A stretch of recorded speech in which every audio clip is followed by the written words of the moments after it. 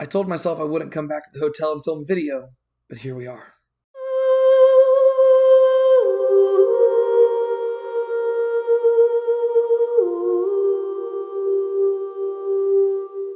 So I just got back from the world premiere of The Chosen Last Supper, aka The Chosen Season 5. It is 12:42 in the morning as I am currently recording this. Basically, I drove up from Houston early this morning. I think I woke up at 4 a.m., and so I've been up for quite a while. And I drove up this morning, and I basically just spent the day hanging out with some of my friends from the Chosen group, and then I went to the premiere. It was super fun. It was a great little party. You can expect a vlog on this channel over the course of the next few days because I did record a lot of vlog material. I just need to sit down and edit it. But yeah, and then we got to watch the first 2 episodes of The Chosen Season 5. And like I said, I wasn't planning on, I was originally planning on coming back and filming a video, but then me and some of the friends, we went out to eat afterwards, and I was getting tired, and I was like, okay, I'm going to go back here. I'm going to do the responsible thing, and I'm going to go to bed. But then I decided, you know what? Why not? Let's just film a video. And so I will give you my spoiler-free thoughts of The Chosen Season 5 episodes 1 and 2. And then later on, whenever it's released in theaters, I'll go back through and we'll do a spoiler talk and stuff like that, like we usually do. But I'm just going to share some of my just thoughts off the top of my head. I don't have any notes or anything like that. There's just some things that I figured I would share, and then I'm going to post it and throw it out to y'all and see what y'all have to say. By and large, I think these were good episodes, but I will admit that they felt strangely lacking to me. And I really don't think I'm going to have a good grasp of these episodes until I see them again. Mainly because there were certain things within the episodes that kind of caught me off guard. And I think once I know more about it going in, it'll make me appreciate the episode a little bit more. I think it could be that I rewatch it and it actually makes me, it might not hold up to as much scrutiny. I don't know. But off the top of my head, I'm thinking that's what the issue is. And mainly my number one issue with these episodes, and once again, I'm not saying they're bad episodes. I'm just trying to voice my thoughts here. I think my main issue comes down to the pacing. And this is not really the writer's fault. The main issue is that as the story of Jesus progresses through The Chosen, ultimately, it needs to head to a certain point. And so as the story of The Chosen progresses, there's less flexibility in what they could do with the Bible. And therefore, sometimes the biblical story won't fit nice and neatly into a simple 3-act structure, right? So if you go look at the earlier seasons of The Chosen, 99% of that stuff was not from the Bible. And technically, that's still true in the parts that we're talking about here.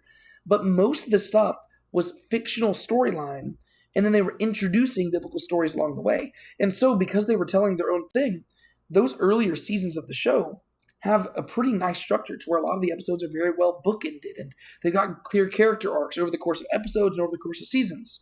Whereas now that we're getting into Passion Week, they kind of just have to get Jesus to the cross, right? And that's really ultimately what Season 5 is about, right? Season 6, it's well known, this is not a spoiler, Season 6 is going to be the crucifixion. So Season 5 basically gets us from Palm Sunday to, my guess, probably the Garden of Gethsemane, right?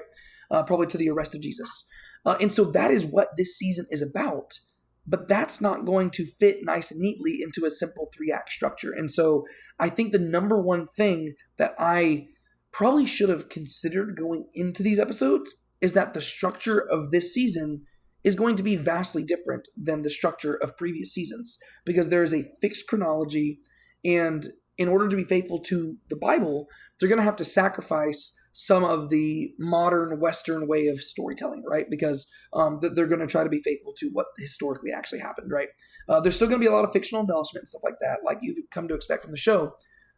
But the structure is going to be a little bit different, and that's something that I think whenever I rewatch it, going in with that mindset will help out a lot. Because these first 2 episodes, they kind of blend into one another, and the way that episode 2 ends is going to kind of blend directly into episode 3, right? And so there's not really like the like in a lot of previous seasons and previous episodes and stuff like that, usually we're used to the episodes like coming to a nice little crescendo at the end. And there is climactic, there are climactic things that happen at the end of each of these episodes, but they don't have like that emotional crescendo that previous episodes have, if that makes sense. And not every episode like that was like that in the past. I'm just trying to point out that the structure is different, right? And that's important to know. So whenever you go into these, just be aware the structure is going to be different. and that's not necessarily a bad thing. You just have to kind of realize that there's not going to necessarily be a central theme to each episode. They try their best, but once again, they're just trying to be faithful to the Bible. And so it's just going to be a little bit different, right? Other than that, another critique I have is that there were some places in the episodes where it felt very, very, very exposition heavy.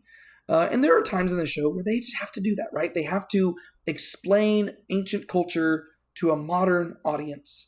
And therefore they will have the actors and the characters do that in the show. But usually they're pretty good at like weaving the stuff together to where it feels more natural. Where there were several scenes, one scene in particular, there's one scene in particular in episode 2, I believe it was, where it almost feels like the plot itself comes to an entire halt just so that a group of characters can explain the customs that most likely all the people there would have actually understood. They're basically like, could you explain this to me? Oh, yes, I would love to explain this to you. Oh, could you explain this to me as well? And then and it goes on for a pretty lengthy time to where I imagine when you see the scene, you'll know what I'm talking about. And you can contrast that by another scene, which is also very long. And this is not really a spoiler. It's a scene between Caiaphas and Herod Antipas, right? That's probably my favorite scene from the 2 episodes. In this scene between Antipas and Caiaphas, it is also a very long, drawn-out scene, and it's very exposition-heavy. But the way that the actors act it out and the way that the dialogue is written, it feels a lot more natural, right? It feels like a genuine conversation that would happen. Whereas the other scene I'm talking about, like I said, whenever you see the episode, you'll probably understand what I'm talking about. It almost just feels like everything halts so people can explain things. And sometimes that's necessary, but I think in that instance, it did feel a little bit over-explained. But that's not inherently, again, a bad thing. I guess you could say it is a bad thing from a storytelling perspective, but it's not a bad thing if you're trying to help a modern audience understand ancient culture, right? And so it's just a matter of what you're going into this for. I'm mainly trying to look at it from a storytelling perspective, and so now that's why it comes across as a little bit of a critique. There were some things in these episodes that I really did like, right? I really did like I said, the characterization between Antipas and Caiaphas. Just that one scene in particular, it made me love both of those characters so much more. We were kind of just introduced to them in the last season, to where I really didn't know how to feel about them. Antipas was more of like a background character, just playing second fiddle to his wife, and Caiaphas was more of like a mustache-twirling villain. Whereas in these first 2 episodes, specifically the second episode, we do get to see a lot more about their character and what makes them tick. And I'm just fascinated by how they're portraying both of those characters, so I really did like that. Other than that, there's some really cool biblical moments that we do see through these 2 episodes. Some of them are done really well. Some of them I think are a little bit more clunky, and this is just a general thing that I've noticed with the show, and I think it probably just highlights either, I don't know, I could say the writer's weaknesses maybe, but it also could just be the difficulty of, or let me put it like this. I think that the writers excel whenever they are doing the fictional embellishments, right?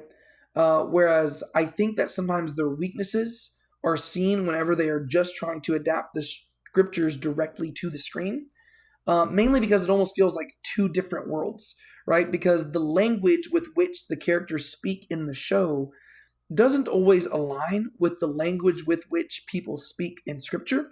And so anytime there is a scene in the show where long portions of scripture are being quoted verbatim, it almost takes me out of the show because it's almost like these characters started speaking in an entirely different way. And there's several scenes like that in these first 2 episodes where specifically Jesus, right? Jesus will start giving a teaching, and rather than him just explaining the teaching along the way like they've had him do sometimes, he's just quoting things verbatim. And don't get me wrong, there are times where he's done that even in season 1 that happened. But as we're getting into these later portions of scripture where we have so much detail about what was going on these days, they are quoting longer portions of scripture, and as a result, it just feels a little bit clunkier, to where I find myself getting distracted because it almost seems like they don't know what to do with the other characters whenever Jesus is teaching. And so as Jesus is giving these long, drawn-out sayings, the camera just kind of cuts to the other characters being like, like they also have different facial reactions And it's like they don't really know what to do with it there, right? And you know what? That's fine, because realistically speaking, that's probably how it actually was. But when it comes to like storytelling and stuff like that, sometimes you have to like, adjust things a little bit. And so that's something else that I noticed. I'm trying to think, what are some other good things that I liked? I don't want to spoil anything. There is a scene near the end of episode 2, which I thought was done really, really well. It's a very popular scene that you do see depicted in pretty much every adaptation of the Jesus story. And I think they did it really well. There are some things I would change about it. And you know what? That's honestly probably just what I would say about almost all of my critiques here, rather than just being super vague. Pretty much every critique that I have is that I liked what they showed, but in almost every instance, there's a few things I would have tweaked just to make it a little bit different and, in my opinion, a little bit better, right? And so these different biblical scenes, I think they could have been enhanced by just changing little things here and there, right? And so I think that's just my general understanding of it. But on a positive note, the cinematography is great. It's so crazy whenever you just go rewatch season 1 of the show and compare it to like now, it's night and day. To where I still stand by the fact that I think that season 1 is probably the most strongly written season. And I think that the other ones are written well, but I think that that's where The Chosen really was its most like core identity, right? But it's still written well the whole way. I just think that season 1 is just like the best. And that could be nostalgia that kind of forces me to say that a little bit as well. But these later seasons, oh my gosh, the cinematography, the direction, all that stuff. There's a lot of things that they do through these episodes where you could tell that the creators have just grown as artists, and they have grown in their skill and in their way of capturing things. And I think that's really cool. There are some, at the same time, there are some decisions that are made that are just kind of goofy. There are certain musical choices which I'll be interested to see how people respond to it. There are definitely some choices that are made, and I still don't know how I feel about it, right? That's actually one reason why I wasn't going to film a video tonight, because I'm still trying to figure out how I feel about a lot of the choices made in these episodes. There were certain things where I was just like left scratching my head. And certain things I was like, okay, that could work. I need to think on that. And to where in many ways, my brain is just like mush right now as I'm trying to process all of it. And I really just want to go rewatch it again. And whenever I rewatch it again, I'll probably bring my phone with me and I'll be taking notes, right? So that I have more actual things to say. But by and large, a lot of good stuff, some bad stuff, some things even better, some things a little bit worse. But I am very excited to see where they're heading with it. I think that later episodes will probably get even better. And they did show us a preview of, I think, episodes like 3 through 5. And those ones look really good to me, right? So I'm super excited to see that. But by and large, I don't want to give I feel like I've been critiquing a lot in this. I'm not trying to give off the impression that I didn't like these episodes, because I did really like the episodes. I just think that maybe these episodes will be better once we've seen the full season, right? I think that just given the structure of the story that's being told at this point, I think that this will be a season that will be improved, that it'll be improved in our heads when it's rewatched, right? I think it's going to have a high rewatchability, right? Whereas some of the previous seasons, there's certain episodes where I don't really have a strong desire to rewatch it, right? I mean, I watched it, it was good, I move on. Whereas I think that the events of this season, because of just the general structure of it, it's going to lend itself to being rewatched more, because rather than it being 8 individual storylines, it's going to be one continuous storyline that even feeds into the other seasons and stuff. And so I'm really excited to see that. I feel like there's other things I really wanted to say, but I am just so tired that I probably just need to wrap this up and keep this video super duper short.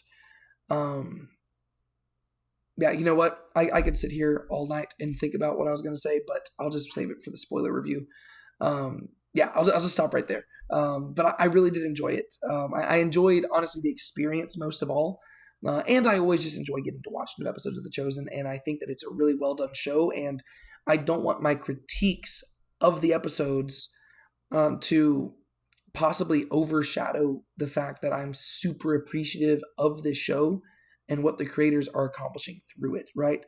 I might not agree with every creative choice. I might not necessarily think that things should be depicted the exact way they're depicted, but I still really appreciate what they're accomplishing here and what God has been doing through this show, right? That to me is the most impressive thing at all. Like, honestly, just being at the premiere today, the coolest thing was literally just looking around and just being astounded by who I saw, right? I mean, on one hand, there were just the other people who, like me, just cover The Chosen on YouTube, right? And those are the people I expected to see there, and those are the people that I was hanging out with most of the time. But then there were also other people who I would have never expected to be there, but they were there, and they were like standing right next to me. I was like, oh my gosh, nice to meet you. That was really cool, right? You've got this show that is about Jesus, and it's bringing people from all over the world together to talk about Jesus, and it's become this huge thing. And the cool thing for me is that I've kind of been there the whole way, to where I've been watching The Chosen and I've been covering The Chosen since season 1. And so it's been cool to me to see how it has grown over time. And like, I still remember, I mean, going to the season 3 premiere a few years back, right? That was really cool. But even with season 2, I think that's really when I started covering it and my channel started growing just ever so slightly. But it was so much smaller back then, and it's gotten so much bigger. And that's just really neat to see.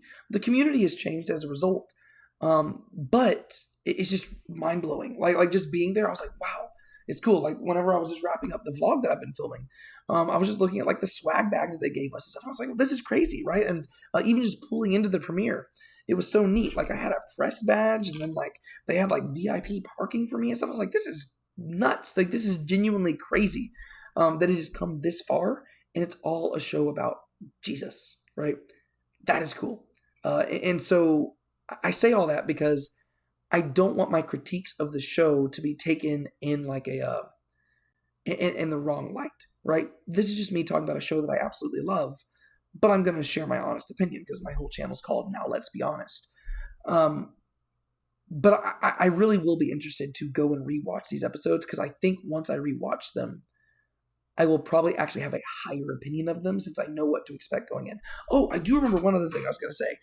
There are some jokes that are made in this in these episodes that are interesting, to say the least. There's one joke that happens pretty early on. Pilate says something, and what he says is unexpected but really funny. And honestly, the joke itself was okay, right? It was like the most basic joke you can make about a donkey, right? But the funniest thing was that in the premiere, like, and this was something that made everybody laugh. There were some kids sitting like near the front row of the premiere, and the moment that Pilate said this joke, there was like a moment, and then the kid goes, and it was obviously like a middle schooler or something like that. And that joke was just right up his alley. And because he started laughing, it made the entire audience just like break out to laughter. That was really funny. But then there was another joke, and I won't tell you in detail what this joke is because I don't want to spoil it. It'd be a weird spoiler anyways, because the context doesn't really help that much. But let's just say that the joke involves the Apostle John, right? That's all I got to say. And once you see it, you'll know exactly what I'm talking about. It was a weird joke, and it lasted longer than I expected it to, and it was kind of cringe-inducing, and I don't know if it was meant to be cringe-inducing, but I just thought it was kind of funny. Like, it was just a weird joke, right? It's not like I imagine some people are not going to like the joke at all, and it might actually turn some people off from the episode altogether. I just thought it was weird, right? I didn't think it was a bad joke. I just thought it was like a strange joke. And as I was sitting there, I was like, that joke is going on a lot longer than I expected it to go on. And that was just intriguing, right? But yeah, that was something I did want to talk about, because that was just kind of so goofy and kind of weird. But there's also a lot of really weighty stuff in this too, right? So that they do a good job of balancing it all out. Okay, I'm going to stop talking because I've talked long enough. I need to go to bed. It is 1:01 in the morning, and I need to get up to leave around like 5 or 6. So pray for me. All right, my name is David Tate. This is Now Let's Be Honest. Be sure to keep a smile on your face. Don't anybody steal your joy. Remember who you are, and be sure to go buy your tickets for The Chosen Season 5, The Last Supper, at a theater near you. See y'all later.